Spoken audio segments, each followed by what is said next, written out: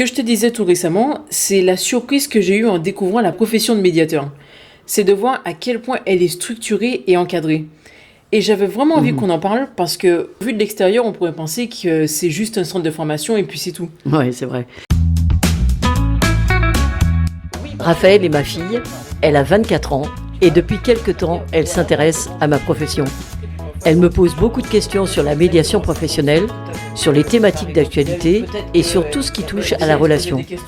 J'ai eu envie de vous partager nos échanges. Voilà. Est-ce que je suis assez motivée pour le faire ou pas? Je dirais que lui dire merci, c'est le minimum.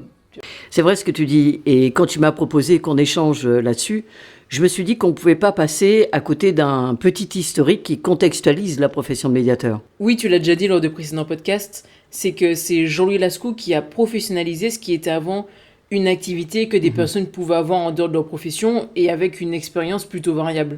Tu disais d'ailleurs que ça expliquait le fait que les médiations n'aboutissent pas forcément à un accord. C'est ça, c'est-à-dire qu'en fait Jean-Louis a posé un référentiel qui a permis de professionnaliser cette activité de façon à permettre à ces tiers d'avoir une expertise qui soit vraiment opérationnelle dans le secteur de la résolution des conflits.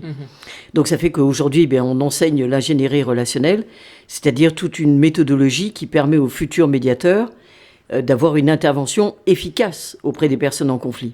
Et c'est une intervention qui ne se fait pas sur les enjeux et les intérêts, on l'a déjà dit, mais sur les aspects relationnels. Oui, c'est ça. En fait, les enjeux et les intérêts, ce sont des conséquences de la dégradation des relations. Et donc, savoir qui va avoir la voiture, la maison, la garde des enfants, ou comment va se faire le partage d'un terrain, ou même comment les parts d'une entreprise vont être réparties, ça va venir à la fin du processus de médiation quand la qualité relationnelle aurait été rétablie. Exactement. Alors, donc là, ce qui nous intéresse, ce sont toutes les structures qui encadrent la profession de médiateur. Je dirais que la première historique, bien sûr, c'est l'école, le PMN. Elle existe depuis 1999, donc elle a 25 ans aujourd'hui. Comme moi. Oui, elle forme les personnes qui souhaitent devenir médiateurs professionnels, mais pas que, parce qu'elle forme également les personnes à l'ingénierie relationnelle. Et particulièrement ce qui fait la qualité des relations au travail. Tu te souviens, on l'a déjà vu ça, c'est la QRT. Et cette formation a pour but d'apporter aux participants, je dirais, les éléments de base des mécanismes relationnels en œuvre dans les entreprises. Et pas que d'ailleurs, parce qu'il s'agit de relationnel. Donc finalement, ça s'applique partout. Et donc là, tu as parlé de l'école, le PMN, mais même 2 ans après sa création, des médiateurs professionnels se sont rassemblés en chambre syndicale. La CPMN, donc la chambre professionnelle de la médiation et de la négociation. C'est ça. Alors, on va résumer. La CPMN œuvre pour garantir l'indépendance des médiateurs et puis défendre leurs intérêts matériels et moraux. Donc, elle promeut la médiation dans tous les domaines et elle encourage, bien sûr, son utilisation pour résoudre les conflits et favoriser l'entente sociale. C'est le paradigme porté par les médiateurs. Alors, il y a un code d'éthique et de déontologie, le Codéum, auquel se réfèrent et auquel adhèrent tous les médiateurs professionnels. Et puis, il y a le droit à la médiation, qui est porté par la CPMN et l'ensemble des médiateurs professionnels. Alors, le droit à la médiation, c'est la liberté de décision qui est visée. Exactement. Et ça, c'est quelque chose qui est important. Parce que, tu vois, on peut prendre un exemple. Lorsqu'une personne est submergée par l'émotion dans un conflit, sa capacité à prendre des décisions rationnelles va être altérée. Et dans cet état, c'est-à-dire dans un état d'adversité, la personne va choisir la judiciarisation plutôt que d'aller vers la médiation, parce que pour elle, ce conflit, c'est la guerre. Et il faut que l'autre paye, et qu'il paye cher. Donc, c'est pour ça qu'elle va aller sur le terrain de la judiciarisation en espérant gagner contre l'autre. Mais tu vois, ce faisant, non seulement elle se prive de la possibilité pour elle de trouver un terrain d'entente avec l'autre, mais elle prive également l'autre partie d'une décision libre que pourrait lui apporter la médiation, parce que lorsque le juge va trancher, sa décision est contraignante. Et même si la personne gagne sur le terrain des enjeux, la relation, elle est dégradée durablement. Tu vois ? Ouais, je trouve vraiment que pour ma génération et celles qui viennent, il y a un vrai challenge, en fait. Parce que c'est important de pouvoir acquérir ces compétences qui mènent les personnes vers la liberté dont parlent les médiateurs. Et ça passe vraiment par un apprentissage. L'apprentissage de l'ingénierie relationnelle, et ce, même auprès des plus jeunes. Moi, par exemple, ça m'aurait plu d'apprendre au collège, au lycée et peut-être même à l'école primaire, ce que ça veut dire d'être en relation avec les autres.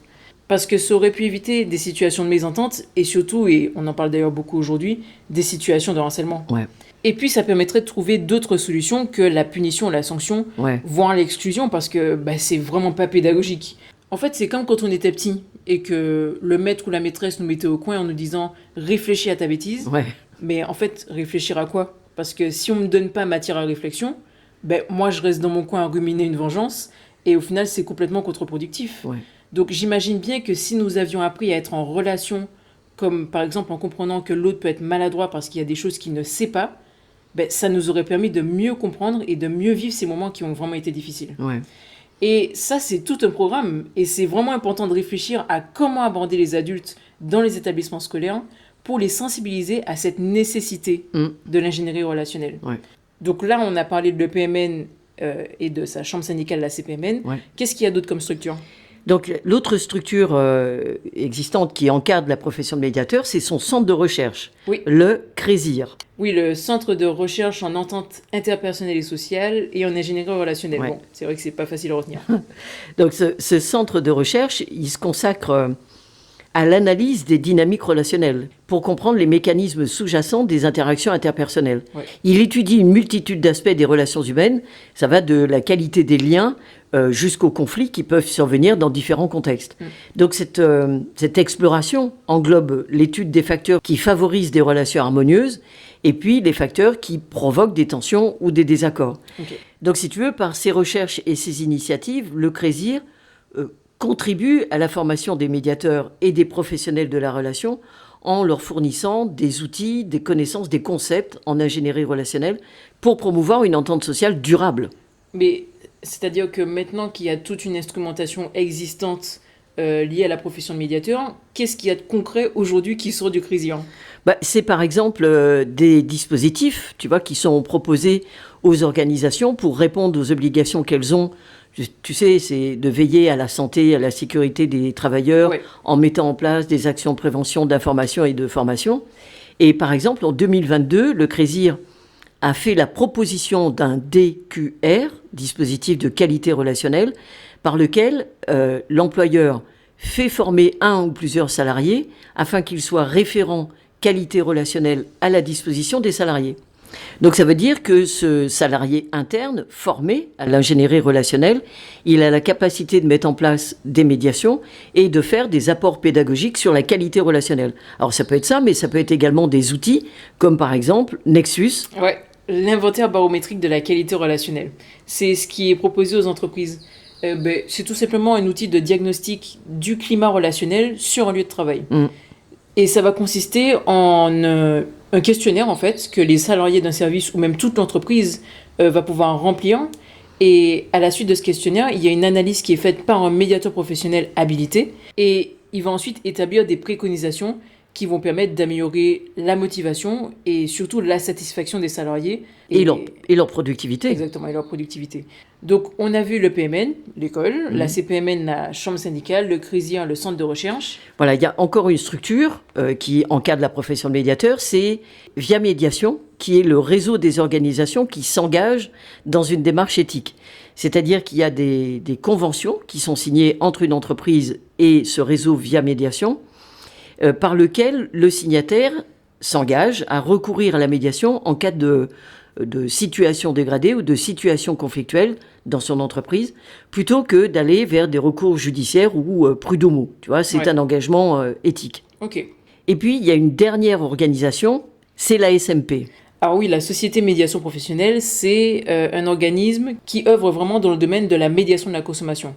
Alors, il faut savoir que les entreprises qui proposent des produits et des services auprès de particuliers sont soumises à une certaine réglementation qui les oblige à avoir un médiateur de la consommation. Ça, c'est depuis 2016, je crois. Ouais, c'est ça.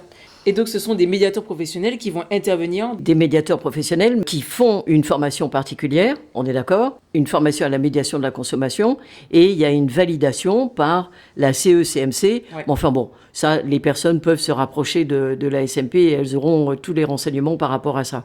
Mais là, ce que tu disais, c'était le point qui est important, c'est cette obligation que les entreprises ont de fournir en fait un service de médiation gratuit lorsqu'elles vendent des produits et des services auprès des particuliers. C'est ça. Alors, il y a d'autres structures qui ne sont pas des structures juridiques, mais qui accompagnent quand même la profession de médiateur.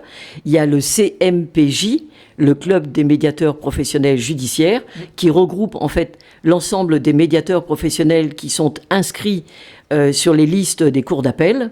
Il y a une chaîne YouTube, Médiateur.tv, voilà, sur laquelle on peut trouver énormément de ressources pédagogiques, de vidéos que des médiateurs professionnels ont pu faire. Il y a l'Hebdo de la médiation, donc c'est une émission hebdomadaire, comme son nom l'indique, qui aborde tous les sujets de la médiation. On va trouver également des vidéos sur le symposium. J'en ai déjà parlé du symposium, hein. C'est un événement annuel qui est dans le parcours de formation des médiateurs professionnels. Et cette année, d'ailleurs, c'est la première fois qu'il a lieu en dehors des frontières françaises. Donc cette année, c'est à Abidjan. En Exactement. Et puis il y a également l'Officiel de la médiation, qui est un journal numérique sur la médiation, évidemment, avec des articles de plusieurs contributeurs et contributrices. Et puis enfin, il ne faut pas oublier Allo Médiateur. Ouais, Allo Médiateur, qui est l'annuaire en ligne de la profession de médiateur. Exactement. Donc en fait, le but, c'est de pouvoir trouver le médiateur professionnel le plus proche de chez toi. Voilà. Donc c'est bien pratique. C'est vrai. Donc ça, c'est allomédiateur.com. Ouais. Alors, tu vois, tu as commencé en disant que tu avais été étonné de constater à quel point cette profession a été organisée. Ouais. Et c'est vrai qu'elle est vraiment bien structurée. C'est une profession qui est toute jeune, hein. Elle a 20 ans, mais Jean-Louis et d'autres médiateurs ont vraiment pensé au maillage qui était nécessaire pour vraiment la structurer. Et j'ai envie d'ajouter que en Martinique, là, nous sommes au mois de juin. Ouais. Nous sommes à quelques jours de la conférence annuelle organisée par les médiateurs professionnels de Martinique. Parce que ce que je n'ai pas dit tout à l'heure par rapport à la CPMN, c'est qu'il y avait également une structuration en délégation géographique. Donc nous avons la nôtre. Et chaque année, nous organisons notre conférence annuelle en invitant, on va pas le cacher, en invitant Jean-Louis Lascou. Ouais. Et donc, ça nous permet comme ça de lancer une invitation à toutes les personnes qui sont intéressées par notre profession de venir assister à une conférence qui, cette année, va avoir une thématique vraiment intéressante parce qu'on dépasse le champ de la profession pour aller sur un champ beaucoup plus large qui touche la médiation professionnelle et l'ingénierie relationnelle. Eh ben, je dirais même, avant que tu donnes la thématique, qu'elle est à découvrir sur nos réseaux sociaux. Donc ça veut dire quoi? On dit rien. Spécifique à la Martinique. Pour en savoir plus, il faudra aller sur Médiateur Professionnel Martinique. Donc on est dispo sur Facebook, YouTube, mais la pub ce sera plutôt sur Facebook. Oui. Donc voilà, découvrez notre thématique. Et LinkedIn, c'est vrai. Découvrez notre thématique de cette année sur nos réseaux et on a hâte de vous voir à la conférence. Exactement. Moi, j'allais vous livrer la thématique, mais bon, Raphaël veut qu'on la garde encore un peu secrète. Bon, allez. Ça fait du suspense.